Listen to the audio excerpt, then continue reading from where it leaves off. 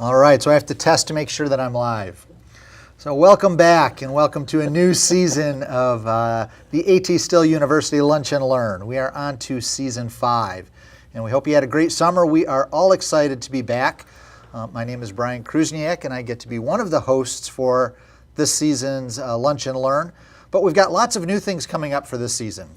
We're kind of expanding. The purpose, in my mind, of the Lunch and Learn has always been really kind of twofold. So the first thing is to really give good content to all of the people who are out there watching. But then the second thing is really to kind of experiment with different things and kind of innovate.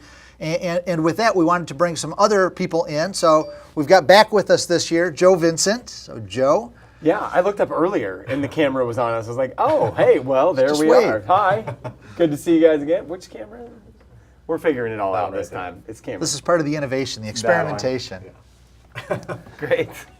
Great job, Joe. Thanks. Fantastic. And so to Joe's left is Kit Avanzado. You got it. No R in there. No R in there. I like the initial pronunciation, though. That's a little better. It's good.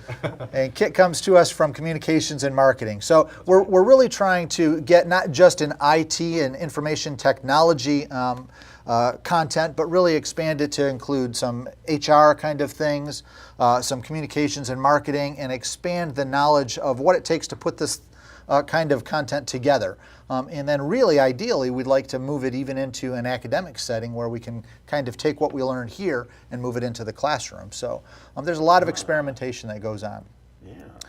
So Joe, what do you have in store for us for this upcoming season? I know you've been working on some stuff. Yeah, well, I have, and I don't know if you want me to tell you about everything. Nah, just give us the little tease. Okay, so I know there's a lot of things. Like we have people joining us today, I think, but I think you're going to talk about that, right? Yeah. By the time we get in the middle of this season, it's going to be so smooth. Yeah.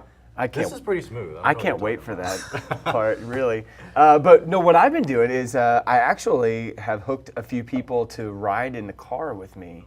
And a few people that I think maybe you see their names around attached to a lot of stuff because they're on the president's staff, but we don't get to see their faces as much sometimes. So I didn't make them karaoke with me, although I've got a few left to go, so maybe we can still try that. But we've done some interviews with some guys in the car. It's been a lot of fun, and I think that's going to be part of these segments. So I think our goal should be to get someone who we would least expect to do karaoke with Joe. Yeah. Think about who that might be. Brian Krusniak. Yeah, that won't happen. Could it be Brian? That would be pretty amazing. I don't know. Kit's going to be doing some of these too, and he may have better luck. It could turn into a competition. We could keep like a pool here of something that you win. Yeah. First person to get so legitimate karaoke happening in the car. Yeah. So, and Kit, tell us a little bit kind of what we're thinking from a communications and marketing standpoint. What are you guys hoping to get out of this, and kind of what are you hoping to accomplish? Essentially, we just wanted to kind of bring or shed new light on some things that weren't necessarily covered. Like you said, the Lunch and Learn series has been mostly enlightenment and just kind of letting people know what ATSU has to offer and what ITS has to offer. But now we're going to open it up more and kind of get a little bit more introspective in terms of the university as a whole. So that's our goal for it, and hopefully I can kind of be a part of this and shed some new light on that stuff. Yeah, I think it'll be great. Yeah. And for those of you who don't know, of course you know Joe if you've been with us in previous sessions. Joe has a lot of energy. Yeah. Kit also has a lot of energy. So I'm sure it's going to be an exciting season with the two of these guys. Yeah, and I think it'll be a lot of fun. introspection. Yeah. Man, yeah. Introspection. Day one, right? I just blacked out. I don't know what that word means. I'm glad it worked. I liked it. I really liked it. Well, we're glad you're with us, and we really do think it's going to be a great season. We've got about 14 episodes that we're planning on, and let us know if there's content that you, as a viewer, are interested in seeing, and we'll kind of work that in or try to work that in. We're doing a lot more segment-type material, so it won't be all live kind of banter. There'll be some canned spots in there, and then we'll even try to break up some of the sessions so that we can use the content that's presented here in the Lunch and Learn in other areas. So we can kind of get some reuse. If it's a department talking about what it is that they do, then we can put that on the web and have some recorded content for future use as well. So I think maybe let's take a quick break. And Kit, you want to take us into the first break? Yeah. And then we'll come back and we'll introduce our guest and we'll get into some good content around what I think should be the very first thing of the season, which is the mission. So go ahead, Kit. Absolutely. So coming up in this break right now, we're actually going to talk about a new exhibit that we're going to have at ATSU later in September. And just to let you guys know, it's actually going to be open to the public as well. So this exhibit is actually called Harry Potter's World, Renaissance Science, Magic, and Medicine. So like I said, it's open to everyone, and we sat down and talked with Jean Sedwell, and she told us all about it. So.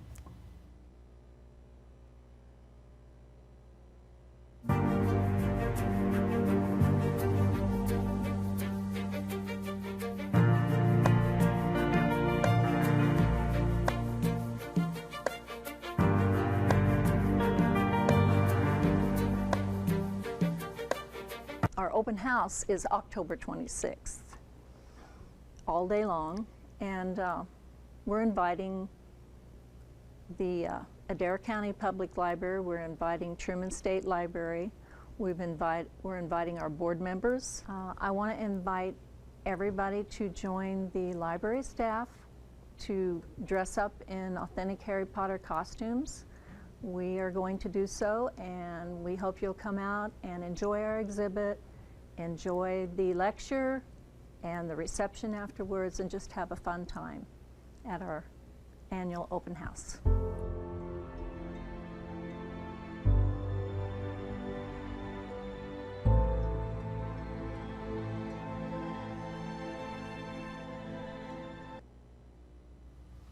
All right, so welcome back, everyone. So first of all, I'd like to introduce to you our very first guest of Season 5, and that is Dr. Ted Wendell, and he serves as Senior Vice President of Strategic Initiatives and Planning here at ATSU. So welcome to Dr. Wendell. Hey guys, I'm really thrilled to be here on Episode 1, Season 5. Joe, when you come out to Arizona next time, I'll take you for a ride in the Jeep. Oh, I can't wait. I'll count on that. We'll karaoke too, right? Probably not going to happen, no. Well, we're thrilled, Dr. Wendell, that you're with us. It's great to have you on the show and talk a little bit about the history of the university, but in particular, the mission and vision of ATSU. I think that's a great place to start off the season, to start off the show, and I think we'll talk a little bit about that. Yeah, so to start off, we should start with the actual mission. Right. That makes sense. Yeah. So here it is. I'm going to read it. AT Still University of Health Sciences serves as a learning-centered university dedicated to preparing highly competent professionals through innovative academic programs with a commitment to continue its osteopathic heritage and focus on whole person healthcare, scholarship, community health, interprofessional education, diversity, and underserved populations. Great job. That's a lot. Yeah, that is a lot. Yeah. But there's a lot of key components to that. So, Dr. Wendell, would you mind kind of speaking on some of the key components that stick out to you with regard to that mission? Yeah, it's really a couple pretty long sentences, and it really takes a little while to digest it, but at the very foundation is the fact that it's a pretty common set of themes that you see in most university mission statements. Understand that the mission statement is something that drives virtually all the decisions that we make. It drives how we allocate our resources. So it's really the very base on which we've built this university. Most universities have three elements in their mission statement, and you'll see them in ours too. First, we educate students. That's probably a primary role of our university. We educate health professional students. Secondly, we're committed to contributing knowledge, and in the past, that's been a commitment to research. We use the term scholarship because we think that the word research has some connotations around, benchtop research, and we believe research is broader than just what happens in a wet lab. And then the third element is service to community, and we're here to serve both our geographic communities and our professional communities. And they're the three elements that make up virtually any university's mission statement. Excellent. Yeah. No, I think those are some great points, Dr. Wendell. And talking further about the mission, one of the things we talk specifically about is innovation. And I think recently at the President's Forum, we actually had Dr. Phelps demo some innovation and some technology that we have here, at least in terms of the virtual reality aspect. I mean, I don't know if you guys have kind of demoed that VR stuff, but it's pretty amazing, right? It's pretty impressive. Yeah. Yeah, so I think one of the things that he did demo was it was basically like this 3D human anatomy sort of model where you can essentially dissect like a standing Yeah, like, I saw human this. patient. Yeah, and it was actually really cool. I'm not sure if we do have the video on hand of Dr. Phelps demoing that, but do we have the video on hand? If you guys could pull up the YouTube ITS page, Brian would have to do it on his, I think. Oh, that's fine, but Yes, and maybe we could regardless, get it, while right? Brian kind of looks that up, Dr. Wendell, would you mind kind of talk about some of the more innovation that we have here at ATSU? Well, one of the things that makes our mission statement fairly unique is that we've identified innovation and the innovative education of health professional students is one part of our mission. And for as long as I can remember, we've been fairly innovative. If I think back to, early 90s when I arrived in Arizona, we were one of the first schools in the country to start to use the internet and to have students online getting their education. And, that seems so common now, and every school has it. But we were among the first, and we were innovative in that way. We've tried to keep that spirit alive with things like the virtual anatomy. Some of the things we're doing around ultrasound and anatomy are very innovative. Virtually all of our programs have some cutting edge approach to education, and it's not all around technology. Some people have tried flipped classrooms and things like that. It's important that we recognize that we just don't do things because they're innovative. We do things because we think that the innovation offers our students a better chance and an opportunity to learn. Very well said. Very well said. That's cool. So, Dr. Wendell, if I could jump in right here, because what you said reminded me of something else that actually I had a visit with Dr. Cloud last week. And one of the things we talked about was the element of community health and how, especially like the National Association of Community Health Centers, interfaces with ATSU and helps to bolster its sort of primary mission.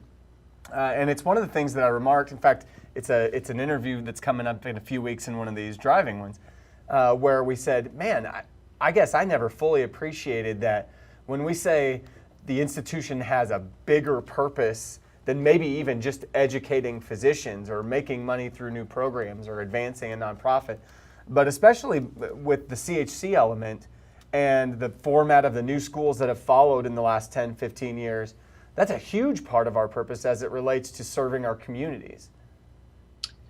That's the other thing that makes our mission statement really stand out and be unique, is that we focused on a couple of very special areas that really molds the way we educate our students. And the primary area is the needs of underserved communities. If we look at NAC and underserved communities, you begin to recognize that there are 30 million people in the United States that don't have access to adequate health care. And we've partnered with NAC to try to address that issue. Now, we can't do it all, but we can do a lot. And we've made a tremendous strides over the last decade. There's still a lot to do, but it's important for a couple of reasons. It's a national issue, and it's our opportunity to really demonstrate the values of our founder, A.T. Still. Right, exactly. And I think that's something that hopefully for people that are watching this, I know that as I've come to understand more about how the university interacts with NAC and their mission and our mission sort of correlate, it makes working here and understanding why I work here a little more valuable. That sounds kind of smushy, and I don't mean it to, but it really is kind of a huge deal the way these two institutions have sort of combined to do some pretty incredible things nationwide. Yeah, I agree with you, Joe. I think there's a special kind of culture that's developed here that not only seeks to deal with the underserved, but it's also in dealing how we deal with one another. And I don't know if that comes specifically from the osteopathic heritage that's a part of our mission as well, but maybe there's some kind of continuum that's happened there. I don't know, Dr. Wendell, any thoughts on that? Yeah, a whole lot of thoughts, but it's this culture that's evolved because of the people who come to this university, the staff, the faculty, the students, because they understand our mission and they buy into the idea that of service. And those people are pretty special, and that makes up the culture. And we should be very, very proud of that culture. We could be a pretty average run-of-the-mill medical school and serve a mission that's educate and do research and serve communities. But we've got this unique component that makes us stand out. It makes us value ourselves and our team and our colleagues, and it makes people in places around the country value us. So, it's a unique part of our mission and something that really stands out, and we should be proud of it. Yeah, absolutely. And I think I've seen it myself in some of the students that have gone on rotations, both in the medical and dental schools. When they come back, they talk about how fulfilled they feel when they go out and they serve the underserved, and they basically echo our mission statement almost word for word. So seeing that, it's one of those things where it's that really heartfelt moment where you're like, what, that's really cool to be a part of that, to be able to work at ATSU and contribute to something like that. That's pretty cool. Give me just a second, because it reminds me that, 15 years ago, our mission statement really didn't match what we did. It was about educating osteopathic physicians. And at that point we had, PAs and physical therapists. So we had to change it. And as we talked to people, they really didn't know what our mission statement said back then. And it's really nice now that people at least have that component. And we'd certainly like people to understand all of the elements, our commitment to diversity, our commitment to being learning centered. It's a pretty complex statement, but it's really nice that people are beginning to embrace it. Yeah. Cool. Yeah, I'm sorry, Brian, please go ahead. No, I think this is a good place to maybe talk a little bit about that mission moment. We talked about some of the moments that we have just as part of the culture of ATSU, and I know we're going to go to that little segment.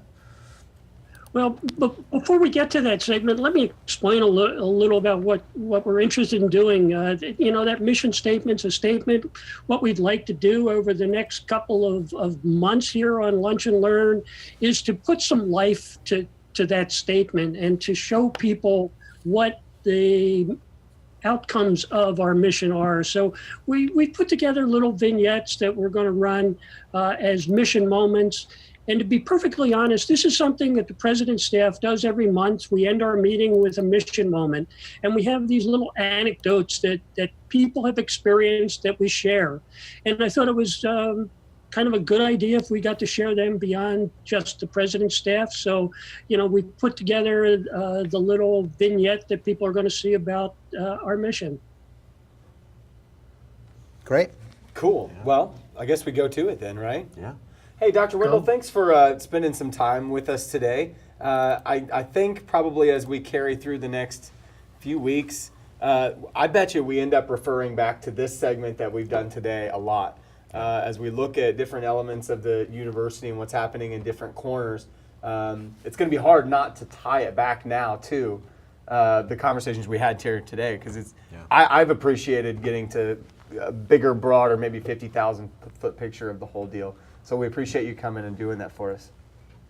I'm always happy to be here and to see you guys, and hope you come back soon. All right. Great. So, without further ado, here's the mission moment.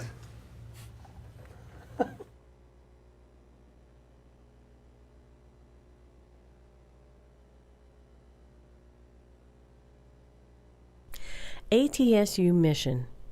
AT Still University of Health Sciences serves as a learning-centered university dedicated to preparing highly competent professionals through innovative academic programs with a commitment to continue its osteopathic heritage and its focus on whole person healthcare, scholarship, community health, interprofessional education, diversity, and underserved populations. A.T. Still University follows the tenets of our founder, Andrew Taylor Still, by continuing to practice and teach the theory of osteopathic medicine, which was born in the 1800s. However, we have brought Dr. Still's principles into the 21st century with modern teaching facilities and techniques throughout our medical, dental, and health sciences schools. We can even educate competent health professionals from a distance with our online education school and courses. On the Missouri campus, medical and dental students are taught to practice and utilize osteopathic theory with hands-on diagnosis and therapy. Students are trained to look at the whole person, to work with patients from diverse backgrounds and partner with patients from all walks of life for their health care. Our Arizona schools work hand in hand with students, keeping osteopathic heritage in mind with every word and touch. Instructors are even willing to act as mock patients to demonstrate techniques. Where can you find this hands-on approach to osteopathic heritage taught, reinforced, and practiced anywhere but A.T. Still University? In addition to our 5 schools, all ATSU staff members are dedicated to promoting osteopathic heritage. One such area is the A.T. Still Research Institute. The Research Institute supports the standards for osteopathic research, training, and practice while always embracing whole-person healthcare. One aspect of the A.T. Still Research Lab focuses on scholarly activities by teaching students palpation skills in their journey to become health professionals. ATSU not only continues Dr. Still's vision, but remains the heart of osteopathy, from a one-room school to worldwide awareness. No other healing movement in history has equaled the stride of osteopathy in its world sweep. It has profoundly affected alike the life of people and the status of medical science. Its influence upon medical thought today is greater than ever before. Quote by Dr. Charles Hazard from the book The Lengthening Shadow of Dr. Andrew Taylor Still by Arthur G. Hildreth, 1938. The banner of osteopathy flies more strongly than ever due to ATSU's commitment to our osteopathic heritage.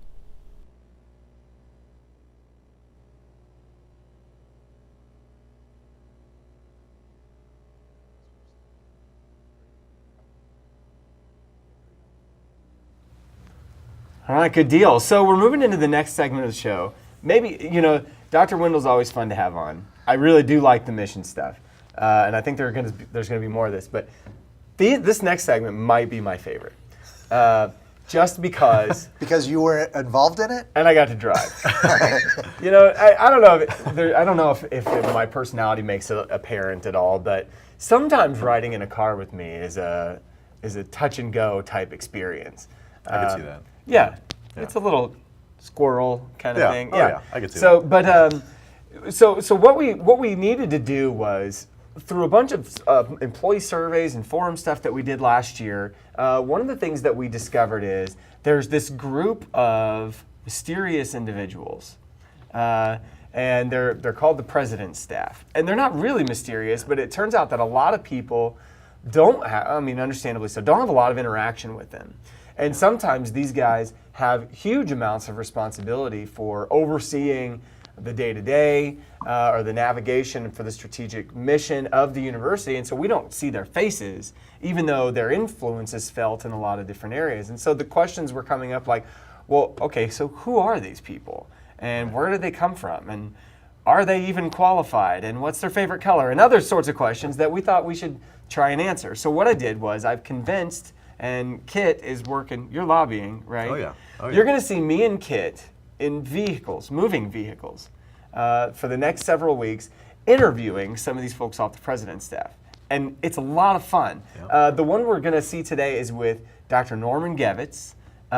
His story is pretty awesome. He researched and wrote about osteopathic medicine for his Ph.D. dissertation before he ever set foot in an osteopathic medical school. Yep. He found out about it by accident. The story is incredible. I also got fired in this video. Yeah, I can see that. It was the first one, so we write that off as a trial run. I got rehired, though, before the video was over, because when I pulled up the policy about how you actually have to go about firing someone, it was way too burdensome, and so he decided just to let me stay on That makes sense. for ease. So do we have a name for this segment? It's called, what's it called? Get to Know? With Kit and Joe. Man, Yeah. it just rolls right off the tongue. Nice. If it had been Joe and Kit, I don't know what we would have had to say at the beginning. Yeah. Don't let your brain wander too far. I don't think we're allowed to do that kind of stuff on this show. Yeah, But yeah, no, it's going to be good. So what we've got coming up is the first segment from Get to Know with Kit and Joe. It's Dr. Norman Gevitz. It was a lot of fun to do. I think it's going to be fun to watch. Great. Let's do it.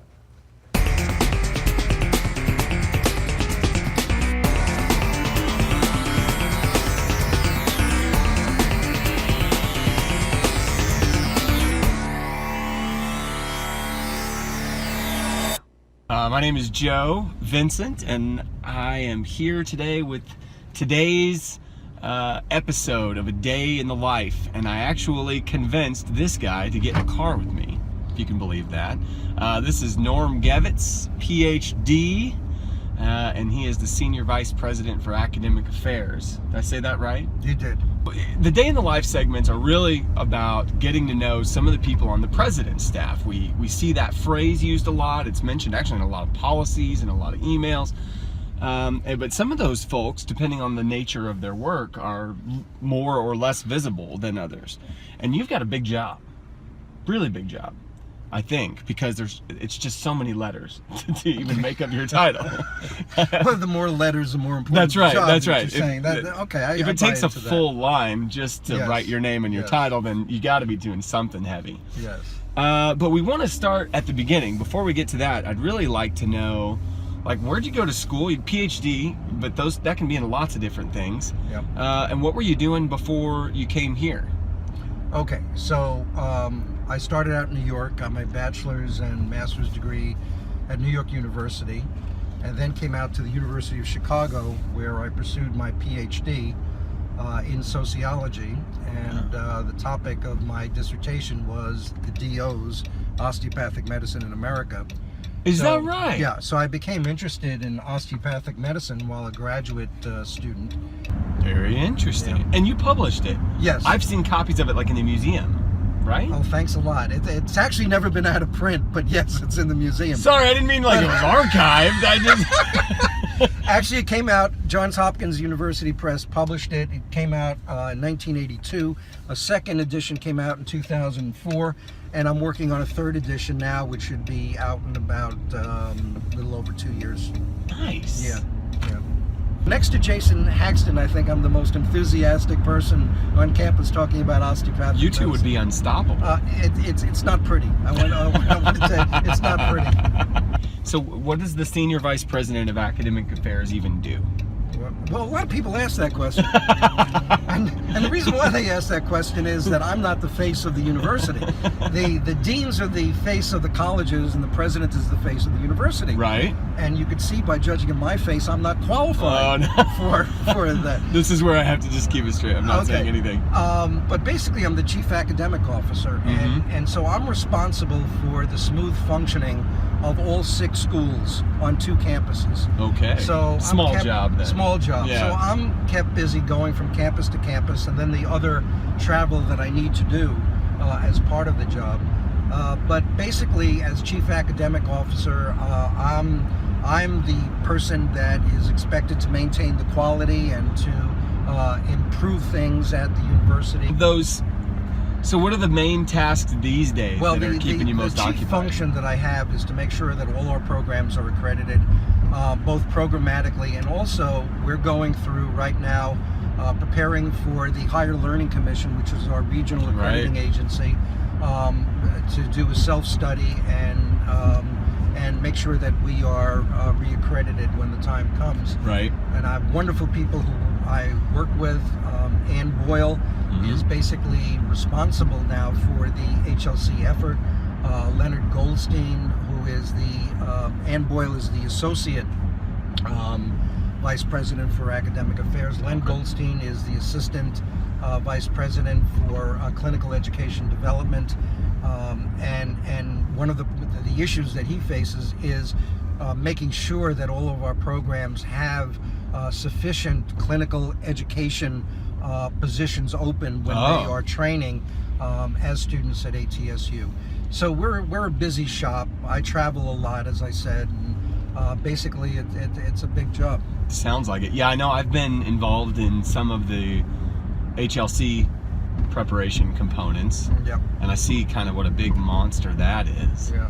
And then one of the joys, as it turns out, is working with the University Faculty Senate. In the time that I've been here, they have developed 2 policies which are very important, moves ATSU forward. One is a promotions document, and the second one is a contracts policy. And both of them will improve life for faculty here at ATSU, and it's a pleasure dealing with them. Yeah. So what's the now this may be it's not intended to be a loaded question. Just don't answer it. If Well, it look, is. we already established you're driving to your house, you're I'm giving me your fired. keys and Right, whatever, so so it doesn't really matter, just does it? throw caution to the wind. Like, what's the most fun thing you get to do? Like, just Joe. lines up with. Joe, Yeah. I have no life, Oh, so that's basically it. that takes out everything. I have no life. But so you enjoy the totality of your job? Are there certain Yes, I things do. that you just love the most? I like the problem solving. Okay. I like the fact that you could look at your calendar before you go into work and see how many appointments you have, and it may look like a light day, and it's not a light day at all, because Right. things come your way that you don't expect. So what I like about the job is the ability, with the help of the president, with the help of other presidential staff members, with the people who work for me directly, is solving problems. I really like that. That's cool. But all of the vice presidents report directly to the president. Mm-hmm. So the president on a monthly basis calls the president's staff together, and we talk about common issues facing the university, and many of us make reports as to how we're doing within our own spheres, in student services, in terms of advancement, in terms of legal affairs, et cetera, Yep. that we do that so we all know what the other vice presidents are doing at the same time, and to see where perhaps that we have involvement, my office has involvement, and I need to know what everybody else is doing. Yeah. And so we work on the basis of consensus and cooperation. So since there's not reporting lines where vice presidents report to senior vice presidents who report to the president. All right. Well, Norman Gevitz, Dr. Norman Gibbets, Sir, to you. sir, Yeah. Senior Vice President of Academic Affairs. You have ridden in a minivan with me for nearly 20 minutes now. And I survived. And you made it the whole time, and more than that, you gave some time, and I appreciate that. Hopefully, as you're watching this, you'll find it educational and maybe a little bit entertaining. No, I'll just be saying, why did I do this? Okay, we gotta go. This All is gonna right. be never ending. Thanks, Joe. Thanks to all of you, and we'll see you again next time on A Day in the Life. Bye.